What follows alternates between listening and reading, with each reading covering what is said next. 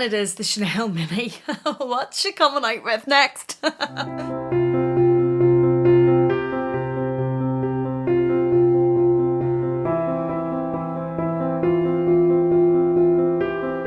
Welcome back to my channel. Thank you so much for joining me. Today I am back with, I think, a fabulous video idea from my good friend here on YouTube, Tanya from Bits and Bags.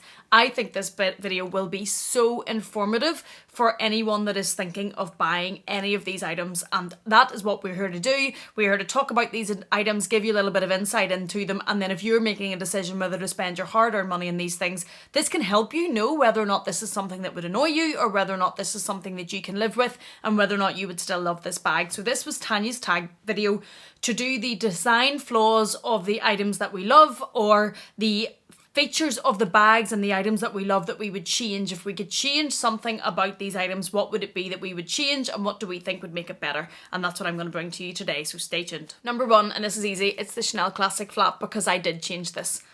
I love this bag. Most of us, not we all, but most of us luxury lovers and handbag lovers will love the Chanel Classic Flap. But the chain length is a pain in the beep. It's just too short, in my opinion. And I know some people will say that I messed with the perfection that is the Chanel Classic Flap. But for me, who is not skinny, I'm only 5'1", but I'm a little bit curvy, the chain length was just too short. I could not wear this bag comfortably crossbody. This particular version of this bag in the black, I wanted to be able to wear crossbody. When I put it under my shoulder with the chain doubled up like this, it was just a little bit too short. It felt a little bit uncomfortable tucked in there, and I ended up wearing it like this on my shoulder. That's not my preferred way to wear handbags, or I just really carried it almost like this was like a handle. So I lengthened the chain. I got my big girl pants on because I was nervous and I was scared, but I packed this bag up and I sent it off to the leather surgeons in New York, and I got the chain lengthened, and I got the chain lengthened to match. I have a video on this which I will link up above for anyone else that this annoys. I got the chain lengthened to match the length of my rectangle Chanel Minis, and I absolutely love it. Absolutely love it. I can now wear this bag comfortably crossbody. I can wear this crossbody over a coat. I can wear this crossbody over winter clothes, which is perfect for me. I can wear this to work crossbody, and I would have to say that the design flaw, we're going to call it a Chanel Classic Flap design flaw. I don't know if I'm going to go that far, but the design feature of this bag that I would change, and I did change, is to lengthen the chain strap to be able to wear this crossbody. Number two is the Louis Vuitton mini capucines. Now, we all know that I love this bag. I love this bag so much that I have two of them, and I wouldn't rule out more capucines. I love the capucines bag, but the mini bee's annoying. As much as I love the mini, and that's the size I have two of, the mini is annoying. It's annoying if you're wearing this and you're shopping and you need to get in and out of your bag. If I take this out on a night out, you're not under the same pressure at the till. You know, if you're sitting at the restaurant, it's easier to get it in and out. But you open this, now I have the strap inside, which isn't going to help the show, but the handle on this doesn't move. And it mirrors the bigger size of the capucine, so it has the leather section in here to make this into two sections. That makes it harder to put your items in, because rather than having one still small section, you have two very small sections that you're trying to Tetris in your phone or your purse or your card holder, whatever, in across these. And you're trying to do it with your hand getting in under this because this doesn't move. So I think it's annoying. As much as I love this bag, we are here to give you honest reviews and opinions and give informed opinions and decisions. And I think it's annoying.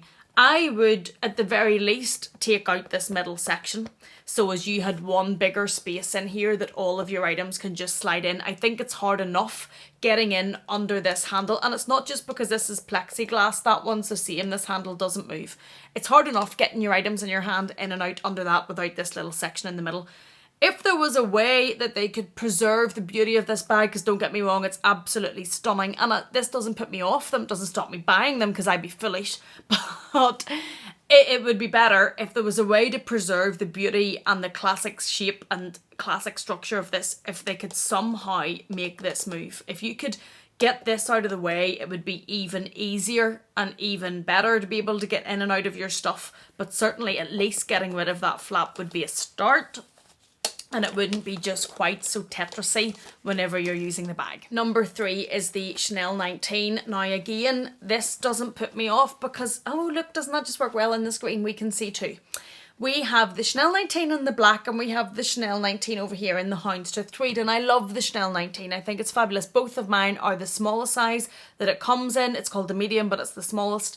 I love that size. I would not rule out more in that size. I love this bag, but I would, if I could, and I could because I could send it to leather surgeons, but I haven't went that far yet, but I would consider lengthening this strap.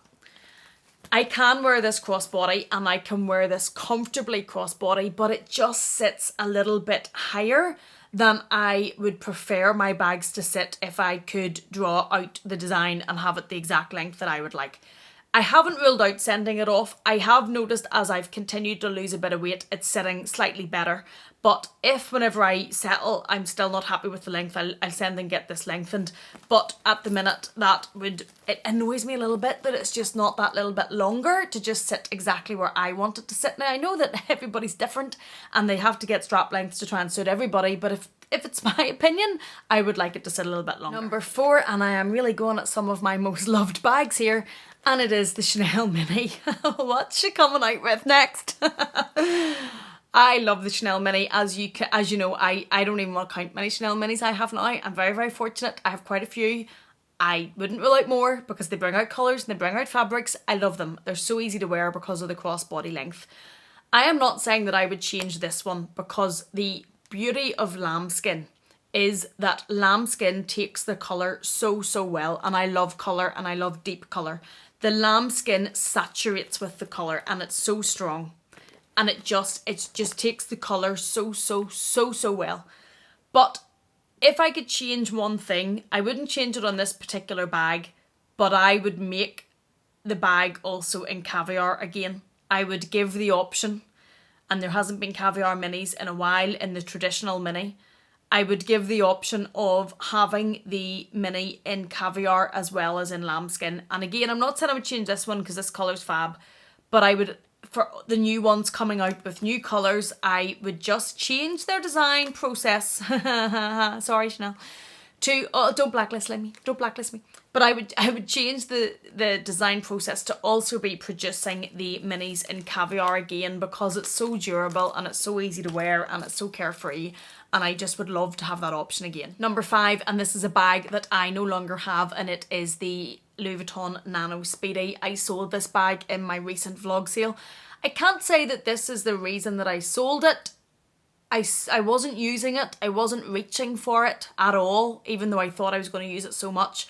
But what I did find was I would have much preferred if the strap, and I've said this before, if the strap on that bag was detachable and adjustable. The strap was a little bit short from what I would like to wear it. It was a little bit thin. I would have quite liked to be able to take it off and replace it with a strap. Because I wasn't using it, I didn't want to cut it off because I was conscious if I did decide to sell it, and I did ultimately sell it. I don't like selling bags, but I just didn't use that bag.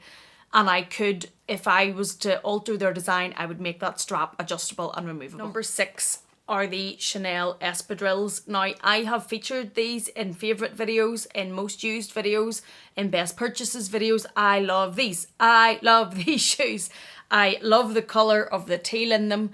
I love the sequence on the CC. I have got a huge amount to wear out of these, and in my opinion, they're still in pretty good condition for the amount that I have worn them. I have worn these quite a lot. I got these last year in summer 2020, and I have worn them a lot, both last year and this year. If I could change something in the design process of these, I would make them in half sizes. At the minute, these only come in full sizes, so 34, 35, 36, 37, 38. Oh, I can count, look at me, I can count. But they only come in full sizes. I am generally an EU 38 or UK 5 in most shoes. These are an EU 38 and I find them slightly tight. I think that they have loosened a bit, but I think I would have been more comfortable if they had came in a 38 and a half. They're leather shoes, like the slingbacks come in half sizes. In that, I'm a 38 and I don't need the half size. But I would bring these out in the half size to give people the choice if you're just in between, to make it a little bit more comfortable. Number 7, Louis Vuitton Monogram. What is she going to say about Louis Vuitton Monogram? This is my favourite print from Louis Vuitton. It's my favourite canvas. We all know I have quite a lot of Louis Vuitton Monogram. I absolutely love it. So what on earth is she going to say that she would change about Louis Vuitton Monogram? And the thing that I would change about Louis Vuitton Monogram is I would bring it out again in the multicolour. I would keep this classic, obviously, but I would bring back out multicolour in the monogram because it's fabulous. It's fabulous, fabulous, fabulous. I have the black Speedy multicolour that's not in this room because it's in my office as a decorative piece. That's what I bought it for. No judgment on me using it for decor. It's fab. And the reason I bought it was to have a piece of the black multicolour. It's fabulous. And if I could get my little head or brain to be sitting at the head of Louis Vuitton design when they're all doing their wonderful works, I would put into production the Louis Vuitton Monogram in the multicolour again and give a lot of us that missed out on it and a lot of us that weren't able to get it, I would bring back that print so as we could get it and go a little bit further with that. There is probably other prints. In fact, let's take this point a bit further. Let's go into the archives of the Louis Vuitton prints because there's been some fabulous, fabulous collaborations, and bring them back out. Do a re-release of them, do even a limited edition, a number of them to let some of us try and get a piece of that. Now, I'm not saying mess with them. I'm not saying rejig and do them.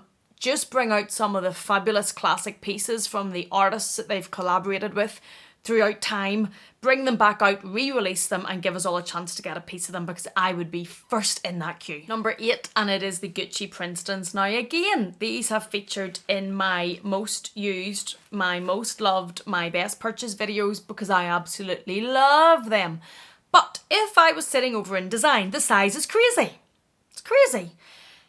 As I've said, I am generally an EU 38 in nearly everything. In the Gucci Ace trainers, I am an EU 37, a full size down. In the Gucci Princeton, in the Gucci Marmont, by the way, I am half a size down. I'm 37 and a half.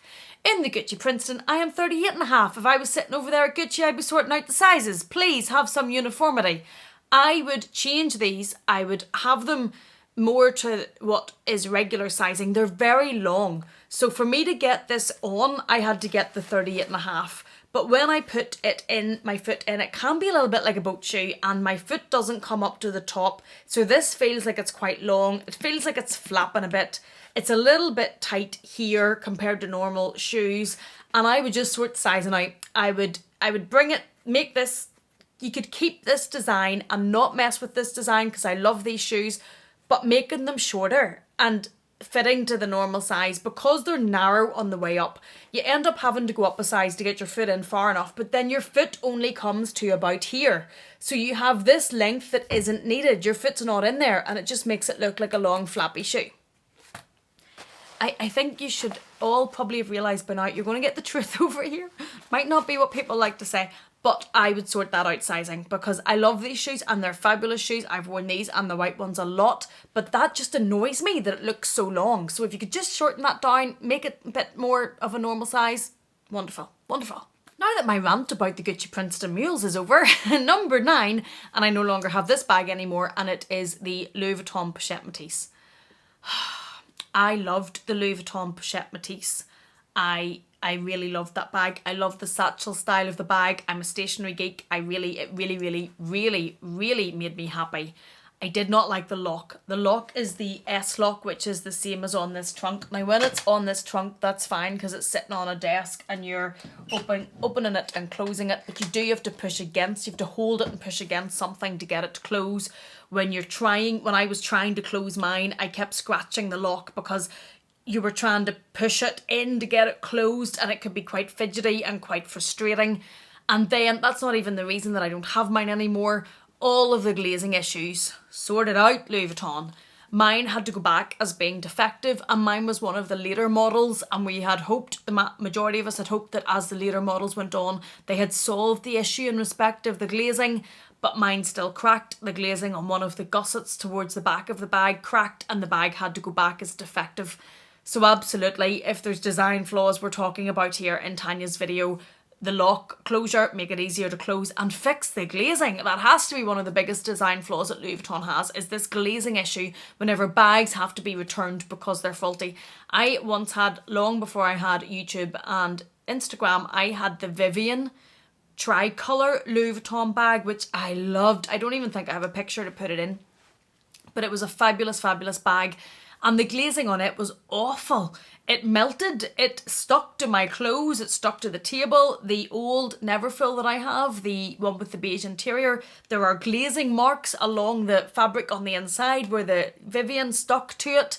And that bag obviously had to go back as faulty and be exchanged. So yeah, sort out the glazing. Number 10, sticking with my beloved house of Louis Vuitton, is the Louis Vuitton belt. Now, this belt was bought for me as a gift and I absolutely adore it. I am shocked, I couldn't even get the words out there, shocked and surprised at how much I wear this belt. I have got so much use out of this belt.